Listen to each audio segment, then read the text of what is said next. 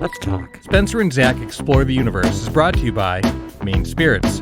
Learn more about the delicious spirits they bring into the great state of Maine and what you can make with them at mainspirits.com, on Instagram at Maine_spirits, or download their app for your smartphone. Stay tuned at the end of the show for Happy Hour. Spencer and Zach Explore the Universe is also brought to you by Bull Moose, now open for safe distance shopping. Get all of your music, movies, gaming, books, and pop culture needs at Bull Moose, with dozens of locations peppered throughout Maine and New Hampshire, or shop from home at bullmoose.com. Also by State Theater, Portland, Maine. Though State Theater is closed for concerts at present, they are still working to bring you the best music entertainment in the comfort and safety of your home. Visit statetheater.com for more information, show schedules, and merchandise. And by the Maine Music Alliance, a Maine-based nonprofit dedicated to the preservation of Maine's independent music venues. Learn more and donate at mainmusicalliance.org. And by Sun Tiki Studios, a top-notch rehearsal and performance space on Forest Avenue in Portland. Though closed for concerts for the time being, Sun Tiki Studios is open for safe distance rehearsals. Learn more and book time at suntikistudios.com. Nice. Good afternoon, Zach. Good afternoon, Spencer. How are you today? I'm doing fantastic. How are you? I am doing great now that we're doing this. Right on. We ran into some technical difficulties on the show that we were working on. I was in the editing part of the program, and I called SAZETU. I was like, yo, so the show's kind of busted. So, are you telling me and also the listener that this is not the original show that we were planning on doing? Yeah, I mean, no need to hide behind that curtain. I don't think anyone's right. popping the top on this show going like, oh, that's fresh. How do they do that? It's like, if like Conan O'Brien gets interrupted by ringtones at this point, Yeah. Oh, yeah. It's all the Tonight Show's shot on an iPhone, or was for a long time. Yep. Yeah. So. Yep. Guests are calling into MSNBC and whatnot on their iPhones. Yeah. The crosstalk and latency and all that stuff. It's weird how that has just become part of the culture that we deal with. Yeah, it is what it is. Yeah, and not to spoil anyone's expectations of the show, our budget is significantly less than either of the programs that we previously mentioned. So, I know everybody's hearing this thinking we're dealing with millions of dollars per episode, but that turns out not the case. Yeah, like with the exception of Pond offering us, or rather providing us, top tier IT advice and solutions, you're listening to the whole team. Yeah. We were able to get 100% of the team onto the show for this episode and every episode, which is great. And you might think it's dangerous during COVID to have a company party, but I think that we're well within state, federal, and CDC guidelines. Yeah, I'm pretty sure we're meeting the social distancing requirements. Yes. I believe 39 miles. Is that something like, probably a little more, isn't it? Post office to post office is 39 miles. All right, fair enough. Yeah, that might be on Route 1. I say that because of there's a sign on Route 1 near Walker's, Maine. Okay, I was going to say I'm not familiar with Fuck, Maine. Have you been to Fuck? I've been to Fuck. I went to Fuck the other night when I opened up Facebook. That piece of shit dumpster fire that we cannot seem to not be on. Yeah. And I kept seeing people writing fuck. I was like, what's that all about? Like, what happened now? When I saw it again, well, the first time I saw it, I was like, oh, that person, that's typical Facebook. But then when I saw like 2 or 3 fucks in it, just the word fuck. And then the next frame was that, Ruth Bader Ginsburg had passed away, and I said out loud, fuck. Mm-hmm. Except it might have been more like, fuck. Did you start picking up on the vibe that the future of our country might be in jeopardy when you read 3 or 4 fucks but still hadn't seen the news yet? Yeah. I mean, I wasn't picturing that, to be honest. I had, my thoughts had been with her. I'm like, hold in there. You know what I mean? You're just like, just make it. Yes. Because you know she was fighting, Mm-hmm. And then with the election drawing closer, my focus I feel like I'm partly responsible. Like maybe I took my support beam away. Yeah, so whenever I see fuck on Facebook, I assume it's something of a political nature. There hasn't been good news for a long time. Yeah, it's been a while. It's been a long time. I actually can't remember the last bit of good news. Not to put such a sour note on this, but I guess we already put a sour note on it. So, well, it seems like a lot of the good news these days are like little victories or continued health. So, I mean, not to like overlook that stuff, but it's not like, I don't know, something awesome. Well, I guess I guess the good news would be, all of the positive contributions that RBG made during her tenure as a Supreme Court justice, and even before that,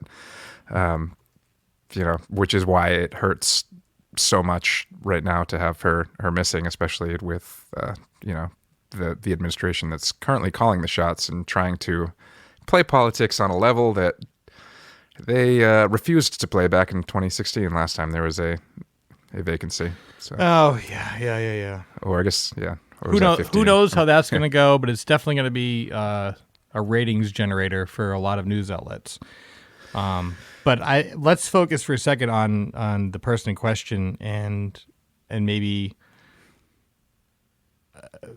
dedicate the show to her and to a life well lived and worked hard. I'm not thinking of the right term for it, but like what an incredible track record and career that this person had. So. And also, just pushing for the advancement of equal rights for women. Huge advancements. I mean, the fact that, I don't want to frame her accomplishments by referencing the current president, but when even the current president doesn't have anything bad to say about her publicly, I think that speaks volumes because, it seems like nothing is off his radar to shit on, but RGB was a killer. As exemplified by his comments made after other high-profile passings. Yes. He's not above tearing somebody down, even in these moments. And as you said, I don't want to frame her accomplishments on him. In fact, I don't want to frame anything on him. Unfortunately, I feel like a lot of what we're living through right now. Man, this just turned into a political show pretty quick. Yeah. Well, I mean, we're talking about a justice passing. Yeah. And so it's like, how are you going to do that? I mean, we can go back and just say this, that we appreciate the incredible amount of work and for the period of time and for the trying as hard as she tried to stay as long as she stayed. An icon and a giant of her field to the point where she elevated, like how many other Supreme Court justices are celebrities, And that's right. There's not a lot of rock stars Supreme Court justices out there. No. I mean, Judy, Wapner, Ginsburg. Am I off there? Reinhold. Dredd. All right. Yeah, we might be straying at this point. Yeah. But stands among giants. Yes. So today's topic at hand is the fine works of one Mr. Steve Spielberg. That's right. I mean, one of the greatest dudes to stand behind a camera and put a movie together. Of all time, inarguable. Yeah. Any eye rolling will be dismissed. Exactly. We can't see you, but we're dismissing you if you're rolling your eyes. Yeah, right look now. This is so Spielberg. Oh, do you mean incredible? Yeah, I'm sure you have as well, but I have met those people. Oh, yeah. They're the Beatles people. Exactly. Because they figure something that touches that many people in the same way can't be good. That's right. You know, like if it appeals to everybody, it's got to be bad. Because in a lot of cases, that's true. It's like the stuff that appeals to the masses is sort of lowest common denominator, which is how it appeals to everybody. But there are people like the Beatles and Spielberg that crack the code that just like touch to the core of your humanity to the point where you have to be like, okay, that's good. Sure, Spielberg has some tropes that are like, well, okay, you know. Like I would cite the teddy bear in AI. I would cite the the sun coming back home at the end of War of the Worlds. But I mean, they're not bad enough to ruin the whole movie. Like he's made very few bad movies, very few, and they're not even like they're only bad by the. Like in the same way that you would look at Abbey Road or like Press to Play and be like, You know? Like in and of itself, it's not an unsuccessful movie. Like it was committed to film. You know, like there aren't sound problems, shit like that. But like, yeah, to dismiss Spielberg is foolish. In fact, what's his name? Kubrick. If Stanley Kubrick thinks that he's one of the greatest, then why? Well. There it is. Yeah. You know? I mean, it also, like, you know, one of my other favorite directors, Martin Scorsese. Great one. Pretty much came up right next to Steven Spielberg. I mean, they were, you know, part of the original Movie Brat gang. Yeah, the Movie Brat gang. I think that's what they're actually called. Yeah. And they obviously are very, very different filmmakers. But, you know, Scorsese has a huge appreciation of Spielberg all the way through. Like, even movies that were kind of critically panned at the time they came out, you can find Scorsese saying something positive about it. So Hitchcock. Hitchcock's another one. Yeah. Kubrick, Hitchcock, Spielberg, Scorsese. Those are probably if I had to choose a hot four. Yeah. Oh, Anderson, Wes Anderson, Christopher Nolan. They're in there too. Oh, David Fincher. Yeah, I mean, it's funny on the modern level. I would go Wes Anderson and Nolan, but then they have small filmographies compared to the people that we're talking about, and I already have problems with movies in their filmographies. I think they're the giants of their day, but I currently have a hard time putting them. I mean, I think Nolan is going to have that place. I think Anderson to an extent, but I feel like he's already like he doesn't show like a maturity or development in his filmmaking so far. I feel like all of his movies tap into the exact same things and like use the same tricks to the point where I can go see a Wes Anderson movie and predict a lot of the main points before I've seen the movie. Yeah, with Wes Anderson, I find myself just like kind of happy to go. It's a good ride. I like the ride. I go along for the ride, but I haven't been like the last movie he did that really wowed me because it was like different was Life Aquatic. Same. But that said, everything I love his vision is great. Like I love how his movies look great. He's a great director. The comedy's always excellent. The drama sneaks in through the back door of comedy usually.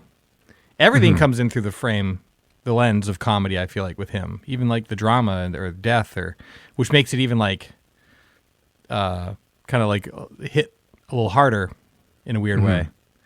Kind of like the end of Planes, Trains, and Automobiles, like when John Candy kind of fesses up. It's so sad. It's totally. And plus, like John Candy, you know, it's like, oh no, the happiest guy is sad. I think like whenever Christopher Nolan doesn't work for me, it's not because of like a trope that he's given into or like a signature Christopher Nolan move that he's given into. It's because he tried something that doesn't 100% work for me. Yeah. You know, like Inception is like this huge intellectual movie that takes like, you know, there's so much expository dialogue in that movie because they need it to explain everything that's going on to the point where sometimes they go overboard. Yeah. But so like there are things about that movie that don't work for me, but at the same time, it's like that is an amazing piece of art that he tried to do this enormous thing and it actually paid off and was a success. So it's like, yeah. Whereas like a Wes Anderson, I might be like, I mean, I think he just is like sometimes falls victim to his own style Christopher Nolan is just like, I guess in many of the ways that Steven Spielberg, when he has failed, has been like, oh, he tried a thing and it didn't work. You know. Well, enough about these amateurs. Yeah, let's talk about the pro. The maestro. So we were discussing his filmography, and I have actually more holes in my Steven Spielberg lexicon that I've viewed, or not viewed rather, than I thought. I actually have a little work to do. But I don't think, in our discussion, I don't think any of them would qualify as necessarily what would be considered one of his seminal works, right? Mm-hmm. So Zajo and I made a list, and we did it bracket style. Any sports fans out there? I can't hear you. Oh, wait. No, not you, them. The listener. I was like, I think the listener doesn't have microphones on them. They don't? We can't hear them? Is this thing on? Yeah. We could maybe get them all to phone in simultaneously with a cheer or a boo. That sounds like a pleasant experience. It sure does. So we have here a set of brackets, and what we did was we broke up Spielberg's catalog into 4 basic categories. Not every movie he does fits into one of these, but they're kind of like the broad stroke where he has the most. So the point would be that we're pitting like against like, rather than like out of the gate, Amistad up against Tintin. It's like, I don't know how to even have that discussion. Yeah. So we broke it up into the following 4, and you have this list in front of you as well, so you can play along at home. I Zach? do. I do. Yes, I am playing along at home. Okay, and if anybody else would like to play along at home, we have the following 4 categories: monsters, sci-fi, drama, and adventure. Okay. So then on your bracket sheet, you're going to make 4 under each of the 4 categories, and then down 2, then 1, and then 2 semifinalists, and the finalists. So the point here is for us to have the impossible discussion of which of these gems is Steven Spielberg's best. And we have like 2 semifinals, right? So we have monsters versus sci-fi for a semifinal, and drama versus adventure. That's right. So, yeah, and then we'll pick our. I don't know. Are we calling this the best Spielberg movie? I don't know what this playoff bracket is taking us to. The greatest. How about this? The best from the best. The best from the best. Steven Spielberg edition. Which implies we're going to do more in the future. Yeah, you never know with us. That's true. We can hatch a grand plan and ball it up and throw it in the trash and just talk about whatever we want. We have been known to, that's what we've done so far on this show. So. Yeah, that's the beauty of having a besties podcast. That's right. Yeah. I mean, for us, I don't know if y'all, the listener, agree, but we like it. So we sally forth. We're having a good time. Having a great time. So, do you want to start with monsters, upper left? Yeah, let's do it. Okay, actually, just go ahead and do a little talking. I got to grab my music stand here. Oh, sure. Oh, nice. I'm holding mine in my hand like a sucker. Well, I realized I needed to do a little marking because there's gonna be winners, there's gonna be losers, there's gonna be consequences here. That's right. Oh man, I actually really like this. I might actually do this all the time. Sorry to interrupt you. No problem. I'm prattling on about the convenience of this music stand. This episode brought to you by music stands. Well, any music stand, any one of them. I feel suddenly like a voiceover artist because they usually have one in front. So maybe we could do like a highlight reel of me doing my wackiest voices. I was going to say, and you can use both hands to express yourself while you're reading off the music stand. And I'm French Canadian. That's very important. Oh, there you go. You know? All right. So our first, in monsters and every category, we have 4 movies. So our first matchup in the monsters category is actually right off the bat. We have a little bit of controversy to address because we have Jurassic Park, obviously one of the great monster movies, versus Poltergeist. But wait a minute, Zach. That was directed by Tobe Hooper.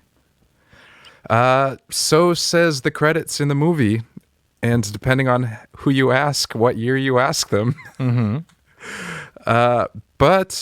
Okay, Poltergeist, written and produced by Steven Spielberg. Mm-hmm. Apparently, according to Wikipedia, the idea was brought to Spielberg by Tobe Hooper, who and Spielberg took it and ran with it. Spielberg was under contract with Universal doing E.T., and his contract with Universal said he was not to direct any other movie throughout the duration of the E.T. process, which I think even went into like obviously post-production and even into like the promotion period. But he was on set every single day during Poltergeist, and all of the promo material was like Steven Spielberg's Poltergeist, even though Toby. And apparently all of the interviews afterwards, like anybody you talk to, including Steven Spielberg, when talking about the process of making the movie, was like, and then Steven wanted me to do this, and Steven did this, and Steven got behind the camera and did this. Yeah. To the point where there was a Directors Guild of America lawsuit that went into it. Investigation or lawsuit? Investigation, but there was a settlement. Oh, wow. I think there was like, again, I'm paraphrasing now from the Wikipedia article I read right before we started this. So you're basically an expert on this? I'm an expert, yes. There was like a $200,000 like suit was what they were pushing for. There ended up being like a $15,000 settlement, which I guess is not much in the long run that MGM had to pay. But then in the years in between, everybody was like Spielberg directed. There was a 2012 anniversary DVD that came out, all the behind the scenes stuff. Everybody was on board with, no, this was Tobe Hooper's movie. The years following that, all of the people that worked like on the movie were like, no, this was Spielberg's movie. And then Tobe Hooper died in 2017, and a lot of the stuff after that now has been like, it's Tobe Hooper's movie. Well, yeah, neither of us were there, and there's probably a lot of gag orders out there, but I'm going to rely on this. Does Poltergeist look more like E.T. or Texas Chainsaw Massacre? Does it look more like Life Force, or does it look more like Close Encounters of the Third Kind? Yeah, and the answers to those questions are obvious. Yes. It looks like a Spielberg movie. So it's at the very least a co-director credit, right? Whether or not. That's what Hollywood agrees with, depending on who's alive and who's not. But Poltergeist, we consider to be a Spielberg-directed movie for the purposes of this list. Yep. And up against Jurassic Park, it gets immediately extinguished. Yeah, there's not a lot of further discussion needed. No. I would say, I mean, one of the genius of Poltergeist, though, is just its ability to play on all of those childhood fears, like the scary tree outside your window, the looking at the TV static and trying to like decipher some sort of code. Sure. The monster in the closet. Yep. You know, the clowns. It's like all of it. Yeah. But I mean, Jurassic Park is one of the greatest movies ever made. So we're gonna have. Sorry, Poltergeist. I have an idea that we're gonna be talking about Jurassic Park a couple more times. I also have that thought. Yeah. Well, we're definitely going to be talking about it at least one more time now that it just advanced to the next round. Correct. So the next bracket is Jaws, which is incredible. We're staying in the monsters category? Or should we do one from each first? Well, I already said Jaws. So okay. All right. Fine. Never mind. Let's get down to the next bracket, then we'll move on. That sound good? Okay. So yeah, highly organized show. That Yes. memo just came in from the writing team. What's that? That's right. What's that? No. Soy milk. Sorry, the interns are going out for coffee. So we have Jaws, a classic. Do I even need to talk about it? No. No. A perfect film. Perfect film. Or Duel. Have y'all seen Duel? I've seen Duel. Have you seen Duel? I've seen Duel many times. But you might be saying, wait, there's no monsters in Duel. And I think Zach and I would beg to differ, because that truck and its mysterious driver, or not, is a horrible monster. Also, Spielberg purposely declined to let the truck, spoiler alert, the truck gets destroyed at the end. It does not explode, and he wanted to give it a slow death. Like, he was like, the oil dripping from it looks like, out. Blood, and whatever, the fans slowing down and all this stuff is like it's taking its last breath. Yeah. So he very much treated the truck as a living creature in that film. But It's fantastic. it's fantastic. The pacing, it's so tense. It's just Dennis Weaver looking in his rear view saying like, "Come on, leave me alone. What the hell?" And also a made-for-TV movie in the United States. It got a theatrical release in Europe, which is why it's considered his first theatrical film, even though it was shown on television in the U.S. In my opinion, stands up with the best of his catalog. But Zach, how, against Jaws? Yeah, I mean, we're having the same discussion as our last bracket, which is you're talking one of the greatest movies of all time versus One of the greatest. another movies. fantastic movie. Yeah. One of the other greatest movies made by the guy who's directed some of the greatest movies of all time. So it's down to Jaws. All right, so we leave that bracket with Jurassic Park and Jaws advancing. Should we go over to science fiction? Yeah, let's do that. The first two are War of the Worlds, which I'll speak to for a second.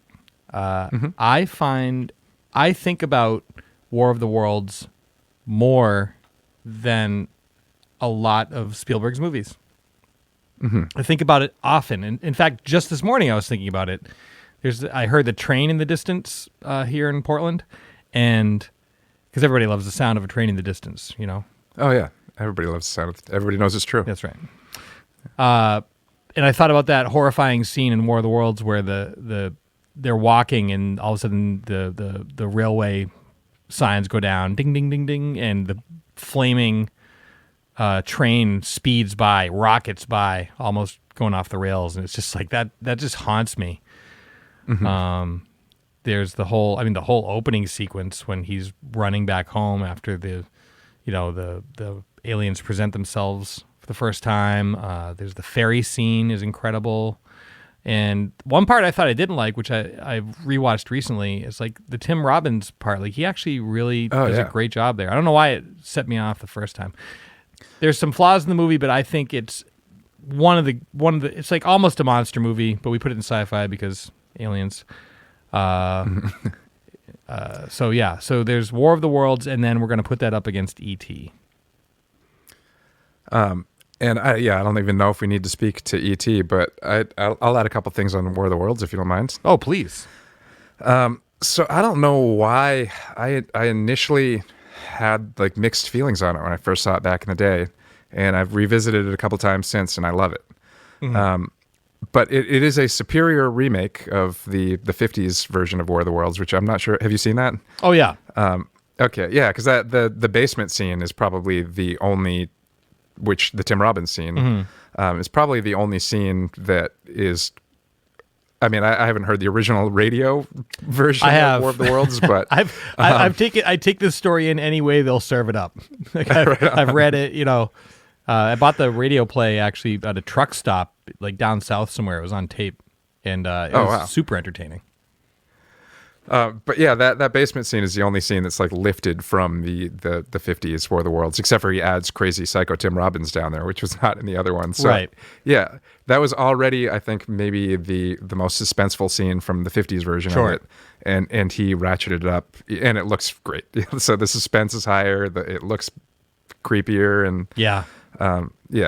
It also it has a little bit of like every movie tried to address post 9/11 feelings, and maybe that was what kind of turned me off a little bit about it initially. I forgot about that context. Yeah. So seeing it this far removed, and I don't know why that would have turned me off originally, and maybe it's just because I think every filmmaker was trying to put some sort of allusion to it into their movies at the time. But yeah, it's really good. I love it. But it goes to E.T., right? Yeah. It goes to E.T. I'm seeing a pattern here. That said, we'll expound upon the loser. Right, and then the next two is Close Encounters and Minority Report. Yeah, which is basically the same discussion. Yep. It is. And I'll just go ahead and write down Close Encounters now. Yeah, as will I. INTERS. I mean, the interns writing it down. Yeah. Minority Report. It's actually on our Minority Report-esque computer screen. That's right. Yeah. Because we can afford that technology. Yeah, I'm just moving my hands around in the air. Minority Report is a fantastic movie. A Philip K. Dick story. Mm-hmm. Tom Cruise is one of those guys, like, when I think about him as an actor, I'm like, ugh. But then he's great. You just, like, he's a great also, actor. you look at his filmography, and much like the Spielberg filmography, there's, like, Tom Cruise has only been in, like, 3 or 4 bad movies, which is crazy that, like, when there's so many people that have that attitude, like, oh, Tom Cruise, ugh. Yeah. But he's great, and all of his movies are great. Yeah, that's right. You cannot deny it. Like, he delivers almost all the time. Yeah, I mean, I think it's just like his maniacal laugh in interviews and his Scientology. Yeah, and jumping up and down the couch. Yeah. But great actor, great producer, great. Yeah. So Zach, there's one flaw in Minority Report. Do you know what it is? I mean, I remember at the time, a lot of people complained about the ending being stretched out a little bit, which is the same complaint that AI, artificial intelligence, got. I'm not sure if that's what you're relating to or referring to. No, side note, I don't think AI was long enough. That was AI's problem. It needed to be longer. They needed this. They just wrapped it up. It went on too long and wrapped it up too quick. I didn't feel that way about Minority Report, and in fact, what I consider to be the correct answer is when they're wrestling, when he's on the run and they're in an apartment and he's on a guy's back or something and has a jetpack, and the jetpack flies over a hamburger that is on the grill and sizzles it. All right, fair enough. Yeah. That would be the Spielbergism we're talking about, you know? Yeah. But who knows? Maybe that's somebody else's favorite part, but that's, for me, it's like, oh, okay. I would also say that the Minority Report also ties into a little bit of the post 9/11 thing too, like the whole concept of pre-crime and trying to stop horrible things from happening before they do. I think is also the approach that our country sort of took toward like terrorism. Yeah. After that, where it's just like the idea of it, but we didn't really know what we were trying to fight. It's like, yeah, it's also like the invasion of privacy with all the information being so available and making assumptions, which is what you're saying, based upon, you know, maybe previous behaviors and all that kind of stuff. So, which is not the getting your name on a list. Yeah. Everyone, no one wants their name on a list unless it's like free donuts. Yeah, that's a good list to get. All right, but obviously we've already decided on Close Encounters, but just to say one thing about that. Doesn't need to be said, but yeah, much like that was the same year as Star Wars, right? Close Encounters, 77, I believe. Yep. Yeah. So, but yeah, much like Star Wars, a movie that was an enormous hit at the box office, like reshaped the direction of how special effects are used in movies. But also like Star Wars, the special effects were used to tell a story. It wasn't just part of the thing, but I don't know. I guess that's also one of the arguments against Spielberg too, is like, and also George Lucas for that regard, the way that the approach that other people took toward filmmaking after those movies, like it has to be bigger and more spectacle. Whereas those guys used the effects to tell their story in those particular movies. Oh yeah.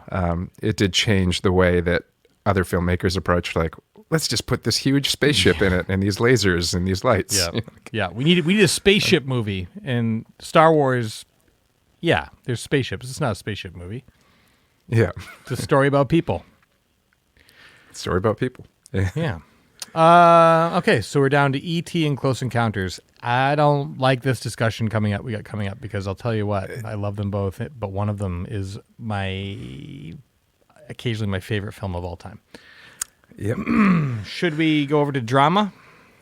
Yeah, let's move down to drama. Take us for a drive. All right. So our first thing in drama, we have Empire of the Sun versus Schindler's List. I think this is a difficult discussion. I mean, if we're going to take the same approach, I feel like I should just write down Schindler's List. I don't know. But Well, here's my thing. I think Empire of the Sun is, well, first of all, it was like Steven Spielberg's like kind of first like really serious movie, and he took a lot of heat for it at the time because people were like, he's the sentimental guy that makes family fun movies and friendly alien movies, and now he's doing like a World War II drama. It's one of my favorite Spielberg movies, and So good. yeah, I mean, in the way that he just relates to childhood, but like being, a kid that is like forced to like grow up really fast because of these circumstances that are enormous. If you were to put a DVD of Schindler's List and Empire of the Sun next to each other and be like, which one? I like how I'm going to DVDs, not any other newer format. But if you were to say which one do you want to watch, I would go with Empire of the Sun. But Me too. I think Schindler's List is just this piece of art that is perfect, and right from the first note, like overwhelms you with so much emotion. And like just the way it's captured, like not like a film, but like a documentary. It's filmed in real locations, and like the use of black and white, and the way that he abandoned his usual like cinematography and camera tricks to like tell it as if you're actually there. I mean, thinking about Schindler's List like is overwhelming. Agreed. Never mind watching it. I recently rewatched Schindler's List. I was in an act of descent on 4th of July 2 years ago. And I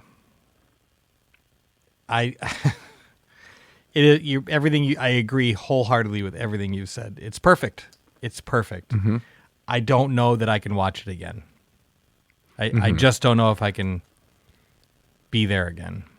Yeah. I mean, I will, but yeah, I also watched it probably 2 years ago was the last time I watched it. I think it's when they first added it to Netflix. I was like, oh, Schindler's List. I haven't watched that in a decade. I'll watch it. And then I don't plan to let another decade go by before I watch it, but I'm not in a hurry to watch it again anytime soon. But it's because of how perfectly he captures, like, I mean, first of all, they filmed that on like the actual locations. I know. I mean, when you go to a spot of historical significance, even where positive things happened, or at least for me, like I get overwhelmed with like, I can't believe what happened here. The fact that they went there and like recreated that atrocity for the sake of like, and the fact that like if any other filmmaker had made it, it probably would have been like not swept under the rug, but it would not have reached the general audience that it reached because Spielberg did it. I don't know. Yeah, I just think that is like, it's a difficult movie to watch, but it's such, it's so perfect, and so the way he captured those atrocities and makes you feel it and makes you feel like you're there. Yes. Which is obviously not a good thing. No. But which is why I don't know, like you're saying you don't want to wait 10 years to watch it again. I'm like thinking I might have to. It just like the last time I watched it, I don't know. It just laid me out. I'm like, no, I can't. You know what I mean? Yeah. I just can't. But I mean, I will again because it is so excellent. It's perfect. It's a perfect movie. Yeah. But between the two, Empire of the Sun and Schindler's List, I agree with you in that if they were laid before us, I might grab Empire of the Sun. Yeah. I mean, I definitely would. Right now, if they were in front of me, I would grab Empire of the Sun. I would sit down and watch that right now. Schindler's List, I'd be like, I don't know, dude. I don't know if I can handle that right now. Yeah. So should we advance Empire?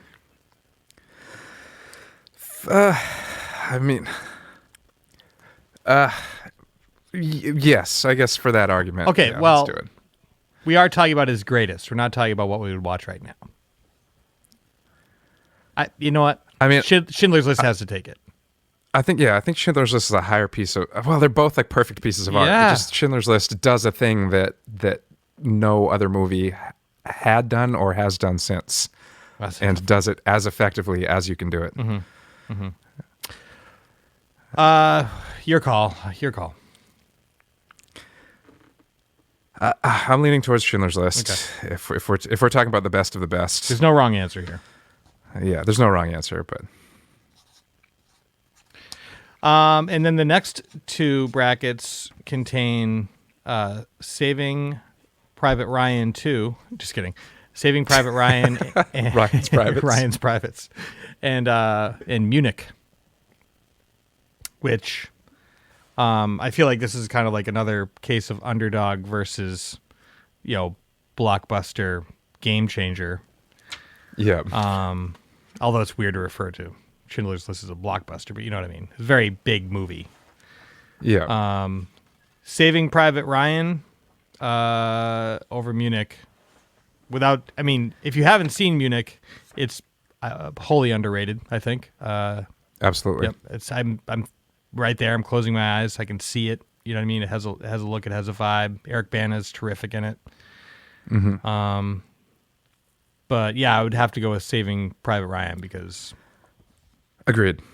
Also the way that he approached the Holocaust with Schindler's List, it changed the way that movies are able to view that. I mean, that's what he did for war. Oh, with yeah. Saving Private Ryan. Obviously there's a never-ending stream of war movies, but there have never been one that that opening scene puts you on the beach.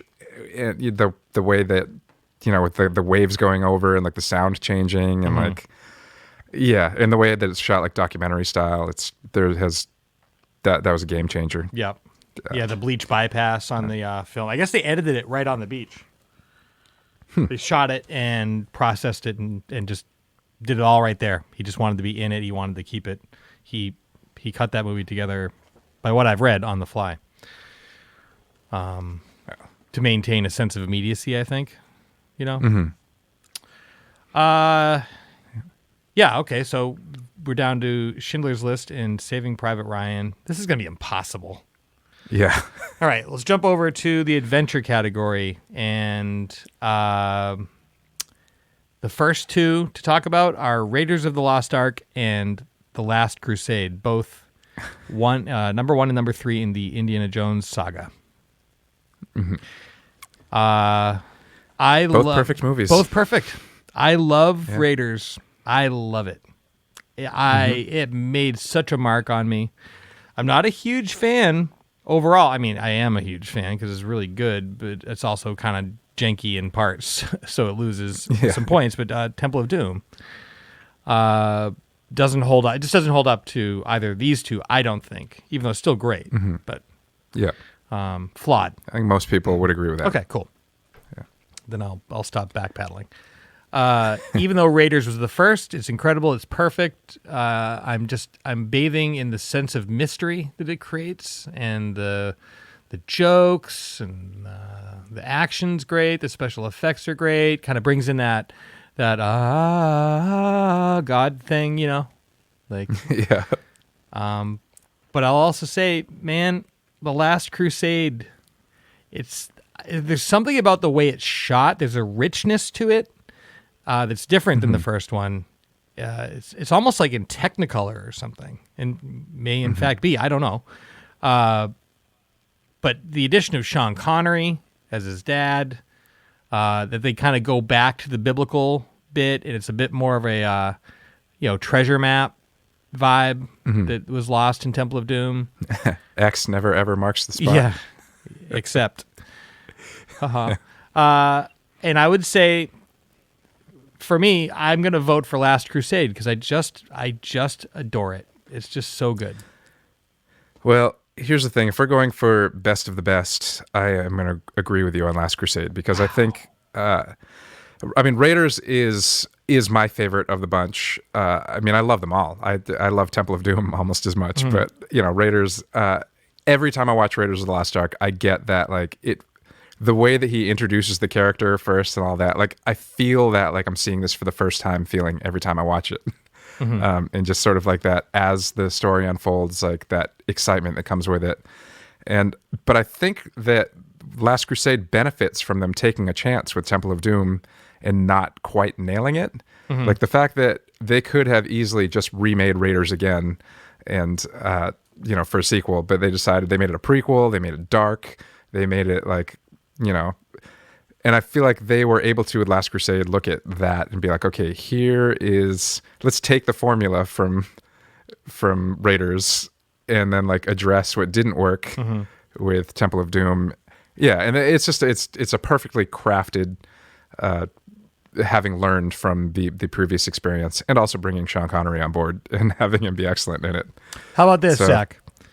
If Raiders of the Lost Ark is Sergeant Pepper, then The Last Crusade is Abbey Road. Yeah, It's absolutely. like they took their thing and they really just refined it. Like here's as good as an Indiana Jones movie can be. Boom. All things Absolutely. considered. Because the first one was actually made on a fairly slim budget. They had that was, it's a huge movie, so you'd think that the studio was like, yeah, however much you need, but they weren't. Yeah. They had to work for that. Like Steven Spielberg had something to prove, and so did George Lucas at that point, Yeah. if you can imagine such things. Spielberg had actually fallen out of favor due to the failure of 1941. Basically, it is a was failure. Jaws, over schedule, over budget, huge success. So, okay, you're still good with us. Close Encounters, over schedule, over budget, huge success. You're still good with us. 1941, over schedule, over budget, failure. George Lucas brought Raiders to Paramount, and they were like, we love it. Either direct it yourself or hire another director. We're not working with Spielberg. Interesting. And yeah, I think they had a $20 million budget or something like that. And they were like, we are not stretching this beyond it. And so Spielberg, yeah, as I said, he had something to prove. He was like, okay, I'm going to do this. I'm going to make a movie delivered on time and delivered on budget. And apparently they did that. They would do very few takes. He would just set up, they would shoot it. And if they got it, they'd move on, which is like, yeah, he was total perfectionist before that. Like everything needed to be perfect. And he was just like, I'm going to do it. And there you go. They got Raiders of the Lost Ark out of that. Crushed it. Crushed it. But it is Last Crusade, we've decided, right? Yes. all that said. Whatever. I mean, these are all great movies. Yeah. Game changers. And the last two in the adventure category is Hook, or R, rather. R, Hook and Catch Me If You Can. Some might be thinking, Catch Me If You Can, is that an adventure? Not like Indiana Jones, but it is like a globe-trotting adventure. Oh, yeah. Yeah. And Yeah, Hook is a fantasy adventure, kind of swashbuckling affair. Mm-hmm. I know what I'm choosing already. Yeah, and I'm with you on that. Like we haven't even said it out loud. Yeah. Yeah, no, I mean, Hook is a movie that I love. A lot of people do not. And it is a flawed movie. It's one of the rare Spielberg missteps as far as like the execution of it goes, and he admits as much. I watched a thing on YouTube the other night where they were talking about. Yeah, I love that I was already watching a Spielberg thing about Hook before we did this, but he was. They were talking about how basically he was like the kid that wouldn't grow up. Like he loved Peter Pan. He kind of was Peter Pan as a director. But by the time Hook came around, he was like entering fatherhood and like all these other responsibilities. And he had these big ideas for Hook that he just was not confident in himself. And that ended up going over schedule and over budget. And he was questioning himself the entire way. And the movie was not universally embraced. And No. I find it to be overscheduled and over budget and kind of overblown. It's almost like trying to make up for it feels insecure. Like what I like about all the other movies we talked about, it's just it's a sure step each time. Boop, going this way. And this movie just felt like it was like, I don't know, like I can't disassociate it with like Happy Meals, yeah. So, but Catch Me If You Can, man, if you haven't seen that movie, or maybe if you haven't seen it recently, go back and revisit that. Leonardo DiCaprio, Christopher Walken. It's great. Tom Hanks too. Yep. Great storytelling, and very creative too about the way they kind of. He almost like Tarantino's the storytelling. You know what I mean? Like, well, not Tarantino. He doesn't take it out of time necessarily, but he'll cut over to, like Frank Abagnale. Oh, it is out of time. Frank Abagnale Jr. being on like game shows and stuff after he had been caught and kind of started working with the FBI, and then they kind of pedal back. I love that movie. I think it's one of his more overlooked, personally. Completely agreed. Yeah, it's another example of just like a perfect film that for whatever reason didn't get the attention that his earlier films did. But Yeah, the just and it's the adventure that Frank Abagnale goes on when he basically his whole life is a blank check. That's right. It's watching him and the things that he accomplishes. I mean, this is based on a true story. Mm-hmm. Like he passed the bar exam in Louisiana so he could pretend to be a lawyer. Yeah, it's incredible. You guys, I mean, smart as a whip, no doubt. Yeah. Oh, the opening credit too. One of the best in show. Yes. I mean, we haven't seen opening credits really like that since Hitchcock. And I believe, I could be wrong here, I should double check my IMDb, but I believe that he hired the same Correct. Same credit maker. After I said it, and then you said it, I was like, oh, it's the same dude. Yeah. Crushed it. It's so but it's exciting. great. And also, obviously, John Williams never misses. Nope. But he managed to capture like that sort of Hitchcock spirit. Totally. But there as well. So. Also with like that mid-century American mod feel, like it's all in there. Yeah. It's so good. It's brilliant. But it does all that without being like kitschy and like pandering. You know, it's not like a throwback movie. It's just it takes place there and then, and you are there, and whenever that character is, you're there. And I mean, yeah, this is just everyone shows up for work at this. That movie. It's a perfect movie. All right, so we have whittled the list down to Jurassic Park, Jaws, Schindler's List, Saving Private Ryan, E.T., Close Encounters of the Third Kind, Last Crusade, and Catch Me If You Can. We're going to take a break for the Bull Moose Minute, and then when we come back, we will get into the semifinals, the semi-semifinals, and then the semifinals, and then the final. Hello, my friends. Zach Jones here with your Bull Moose Minute for the week beginning September 21st. This week at Bull Moose, a brand new album from hip-hop legends Public Enemy. The new album is called What You Gonna Do When the Grid Goes Down. It's the group's first release with Def Jam Records in over 2 decades. And the upcoming record features guest spots from Nas, YG, Rhapsody, DJ Premier, Black Thought, Questlove, Cypress Hill, Run DMC, Ice-T, PMD, George Clinton, Daddy-O, and also Mike D and Ad Rock of the Beastie Boys, among many others. That is a lot of legends for one single record. Chuck D of Public Enemy says, "It's time, it's necessary to bring the noise again from the place we call home." Speaking, of course, about Def Jam Records. If the previously released singles, State of the Union, parentheses, STFU, and Fight the Power 2020 Remix are any indication, you can expect this album to have some intelligent and hard-hitting social and political commentary.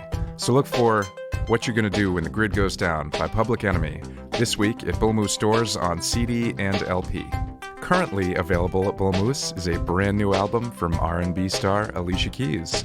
The album is called Alicia. Keys has described the album as some of her most truthful and most authentic music. In fact, she told NPR, "I just feel like I've gotten to know myself much better than I ever did before. We all have many sides to us, and I think in a lot of ways we get used to only showing a particular side or one version. And I've been really personally interested in getting even deeper than that, and getting to know the parts that I'm not comfortable connecting with as readily as the parts that I am." You can hear Alicia Keys find that connection on her new album, Alicia, currently available at Bull Moose. Bull Moose stores are your number 1 purveyors of all things excellent. They've got your movies, your DVDs, your Blu-rays, your music, your LPs, your CDs, your books, your posters, your video games, your video game players, your Blu-ray and DVD players. You name it, Bull Moose has got it. So visit bullmoose.com, find the nearest location to you. They are open for retail with pandemic protocols in place for your safety, or you can browse their selection and order right at bullmoose.com. They're also on Instagram at Bull Moose Stores, and you can find them on Facebook. So go to Bull Moose. I'm Zach Jones. This has been your Bull Moose Minute. A thank you. Are we back? We're back. We're back. So I guess we'll just take it bracket by bracket and just, we don't need to deliberate about each of these movies. We've already kind of talked about them, except for those which don't really need to be spoken of. And which is actually all of the ones left don't really need deliberation. Nope. So. We're not going to explain them. Yeah. If you know what I mean? Like, if you don't know that Jaws is a perfect movie, then I don't know. What are we doing here? What's the deal? If you don't know that Jurassic Park has special effects that still hold up 25 years later? 25 years later. Still crushing. Looks better than any of the modern day what I don't know if you call them sequels or what. Oh, but yeah. yeah. It's because of hashtag storytelling. So, between Jurassic Park and Jaws, I don't like this choice at all. I don't like it at all, but I do know where I'm going. Go for it. With it.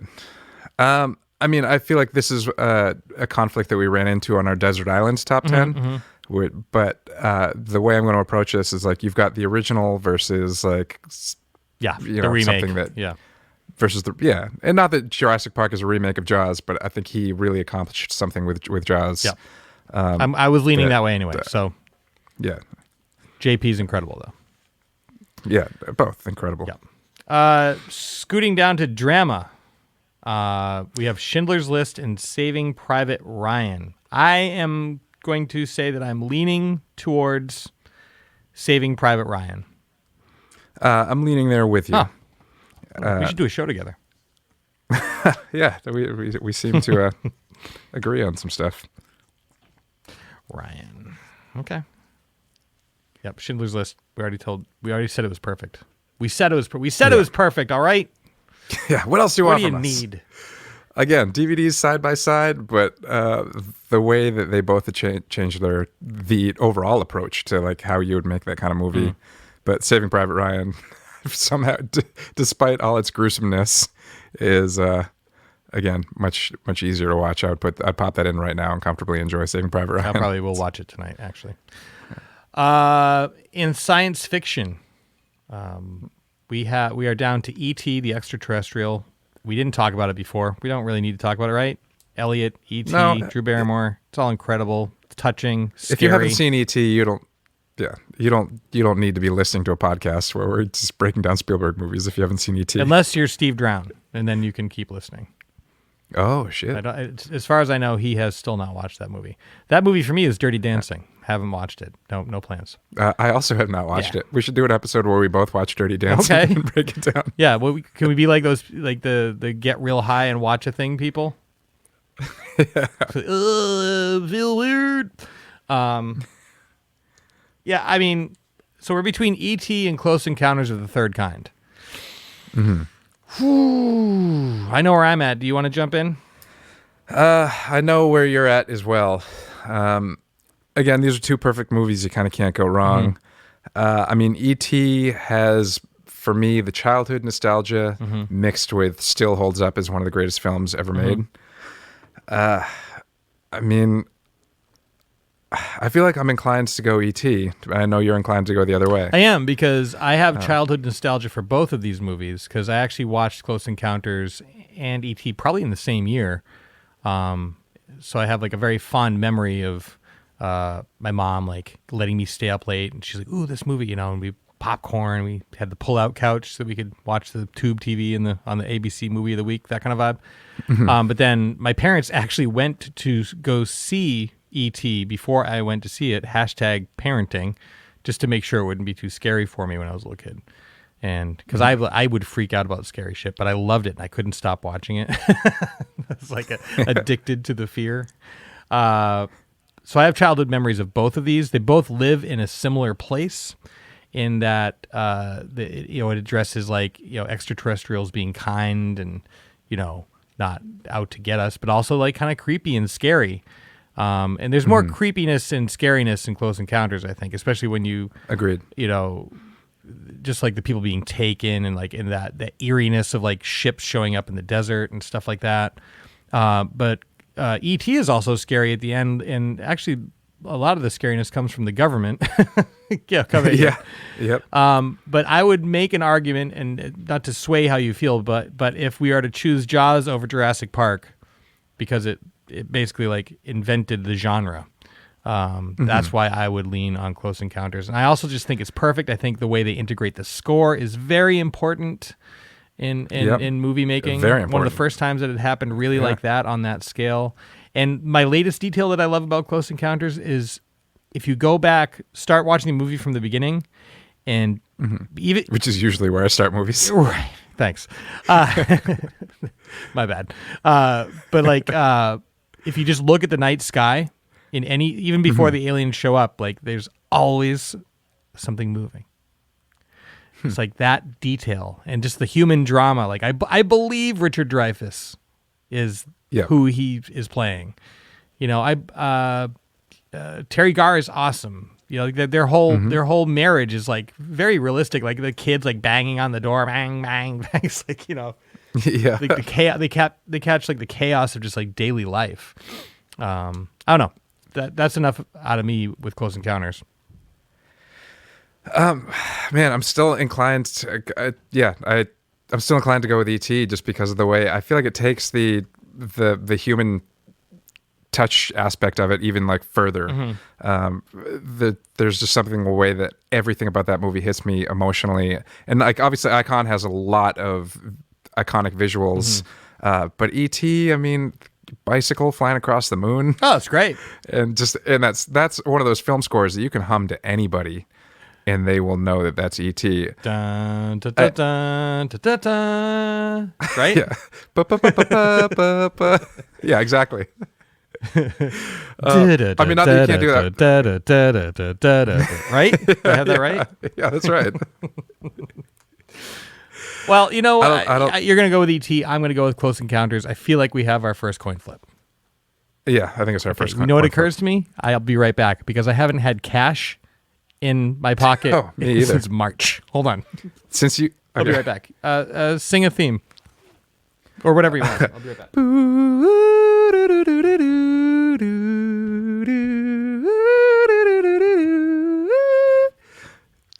You know what that is, right?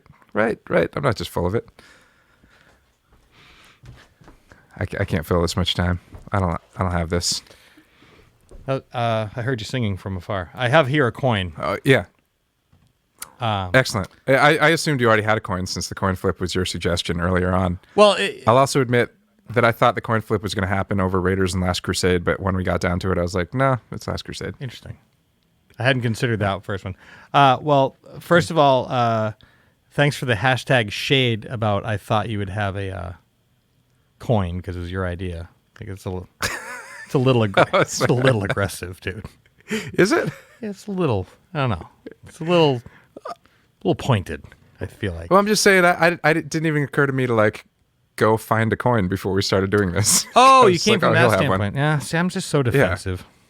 Yeah, I'm not saying you're like it's broke that you don't even have a coin. No, I didn't think that either. Okay. Anyway, this has really gone off the rails. Yeah, My bad. So much for being besties. Yeah, we just had our first fight. What do you mean by that? All right, so I have a coin here. What do you say? Heads, it's E.T. Tails, it's Close Encounters. Fair enough. All right, here it goes. I'm gonna let it land on the ground. Even it's E.T. All right. I'm fine with that. I mean, I'm not, but I am. I don't want to lose any of these. To be honest with you, I mean, we're not losing them. It's not the desert island. We're just narrowing. They're not going away. All right, and then the next two would be between Last Crusade and Catch Me If You Can. Do you have an argument to make there? I already know where I'm No, going. it's Last Crusade. Agreed. Good. Yeah. I do know you. Yeah. We're not fighting anymore. There's a minute. Yeah. Hey, I apologize for what happened back there. Hey, me too. I made an assumption. I don't know why I went to a space where I thought that you were passive-aggressively chiding me for not having a coin. This is not who you are. I don't know why I went there. That's not your fault. That's my fault. I apologize. Well, apology accepted. No, and I also apologize for using a tone and words that would lead you to believe that that's what I was getting at. So. Well, I don't think that's true. I don't think that's what happened. I'm gonna. This You one. don't think my apology is true? No. I'm gonna need you to apologize for that apology. Fair enough. I apologize for that apology. All right, we're down to our semifinals now. We have Jaws versus E.T. is our first one. I vote Jaws. Agreed. Wow. And now it's between Saving Private Ryan and Last Crusade. You jump first. This is a very, very, very tough one. I could go either way. If those two DVDs were in front of me right now, I'd go for Last Crusade, and they're both perfect movies. Yep. So Last Crusade. Yeah. All right. I think we're at the end of the day, it's going to come down to watchability. You know what I mean? And Saving Private Ryan, incredible. Flawless? No. That's the other thing, too. There's the beginning and the end scene. Though they're necessary, they're a little, Yeah. you know, Agreed. It's always like my least favorite part of the movie. But then once you're in there, once you're within the confines of those bookends, flawless. Mm-hmm. Not a misstep. Yeah, it's weird that those bookends are the weakest part of the movie when they are so essential to the storytelling. I think it's just I think it's how. You know what I mean? Mm-hmm. It's a little heavy-handed. But again, what do I know? Like, yeah, what do I know? I've never made Jaws. I make videos for iPhones. You know. So now we are between Jaws and The Last Crusade, and I think I know where I'm going with this. Do you know where you're going? I do. Go ahead and say it. Say what you know to be true. Jaws. It's Jaws. Jaws is the best movie by one of the best directors of all time. Yeah, I actually am surprised that I knew Jaws was going to be in the final consideration, because how could it not be? Mm-hmm. I, going into this, did not expect Last Crusade to be in the semifinals. I don't know what I did expect, but that wasn't on my mind. Well, I think if we had structured this differently and put like Last Crusade up against Jaws, you know what I mean? Then that's maybe true. Not. It would have been. Yeah, I mean, a lot of it comes down to like you have to fire something somewhere. I thought we thoughtfully, mindfully, put things like against like, so it wouldn't be so like. I feel like Schindler's List v. Empire was a really good pairing because, agreed. Although you could switch out Empire, could actually any of these could pair with any of these. Mm-hmm. Empire of the Sun, though, if like that's one. After talking about it today, like I have a very, very early memory of that movie. I saw it as a kid, so I really related to Christian Bale's character. I was like right around the same age. I saw things in that movie and had thoughts because of that movie, and felt ways watching a movie that I had never seen, felt, or thought before. Yeah. So. Yeah, it's that's an amazing movie. Just the way that you kind of see this kid being sort of robbed of his childhood because of the circumstances he's put into, but also like the way that he approaches these circumstances because he only has the experience of a childhood. It's and so much the cinematography with like the silhouettes on the horizon, the sunset or whatever, and the planes flying over, and like. And again, I mean, John Williams, I think, scored every single one of these movies on this list.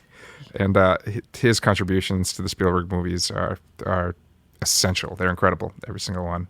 No argument here, man. Actually, he did not score Duel. That was the only one on this list he did not score. Right. I think.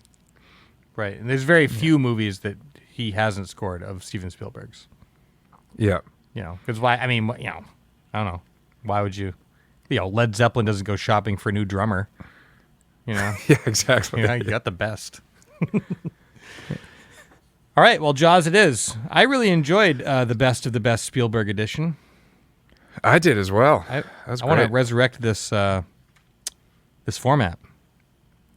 Agreed. Yeah, there's we could go music with this. We can go other movie directors. Food. We can go food. Oh man, let's do the best of the best sandwich edition. All right. Incredible.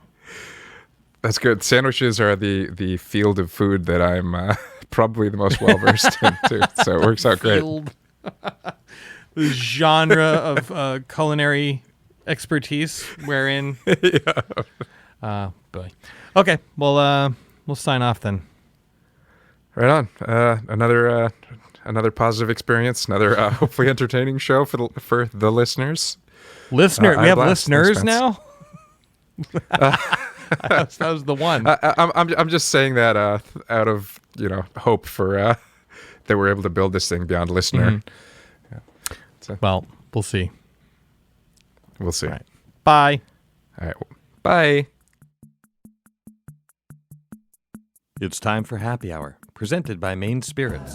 Good evening, morning, or afternoon. Welcome to Happy Hour, presented by Maine Spirits. As I just said a second ago, my voice, but different. Me in different form is what I was going to say, but now, whatever. Non-sentences. Today's drink involves a honey syrup, so I'm going to talk about that for a minute. This is an easygoing bourbon drink that works great for brunch as well. for that honey syrup, we're going to need a 1-to-1 ratio. That's 1-to-1 honey and water, warm water from the tap. Stir until the two are combined. Boom, mixology. There you go. The drink we're going to make today is called the Brown Derby. So, let's get our tool chest together. We are going to need the following. We're going to need a shaker, a coupe, knife or veg peeler, a strainer, and a coupe glass. For ingredients, we'll need the following: bourbon, grapefruit juice, honey syrup, that's 1-to-1 ratio, and lemon juice. Now let's build this thing. In a shaker full of ice, add 2 ounces of bourbon, 1 ounce grapefruit juice, a 1/4 ounce of lemon juice, and a 1/2 ounce of the honey syrup. Combine all in and shake, then strain into a coupe glass and finish it with a grapefruit twist.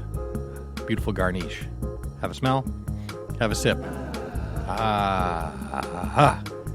The Brown Derby, a seasonally appropriate yet light-spirited cocktail drink.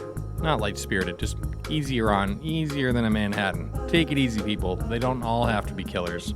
For more information on the drink that you just heard about, as well as other drinks, how to make them, where to get spirits, all kinds of ideas, how to get these delicious spirits that Maine Spirits brings into the state of Maine, you can visit mainspirits.com, or you can download their app for your smartphone. That's where they go nuts. There's all kinds of stuff in there.